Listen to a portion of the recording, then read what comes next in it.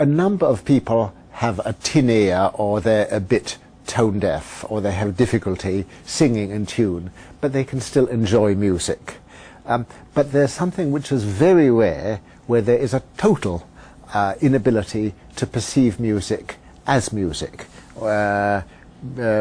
People speak here of amusia, of congenital amusia. Sometimes amusia can occur from a brain injury or a tumour. Sometimes one may be born with it. People like this really can't tell one tune from another. I first encountered this in a colleague, a French neurologist called L'Hermite. And L'Hermite told me that if music was played, he could either say this was the Marseillaise or it wasn't. You know, more than that he couldn't say.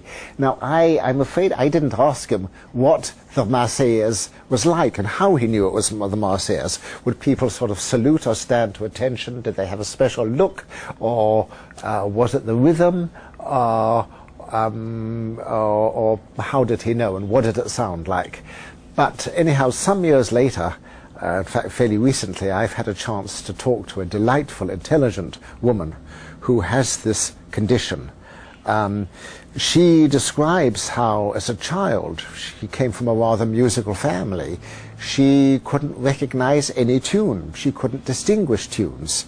And her mother would get furious and say, "What have you got against music?"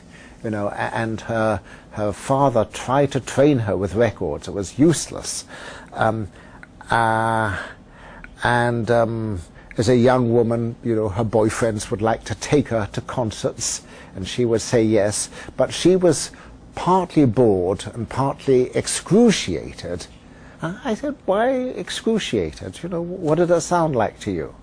And she said, "You want to know what it sounds like?" She says, "When you play what you call music," she says, "to me it sounds like the rattling of pots and pans. If you went into the kitchen and you threw all the pots and pans on the floor, it's noise."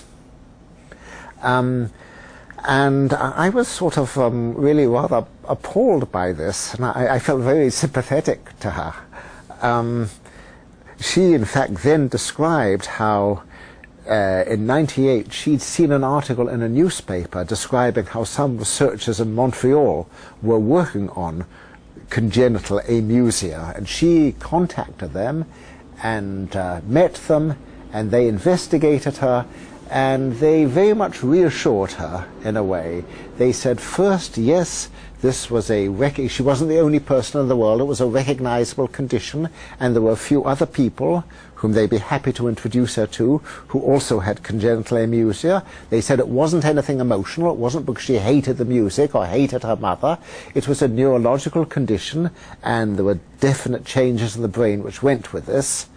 And they also told her, which was very important, they said, if your husband asks you to go to a concert, say, "You go. You go. I'm amusic."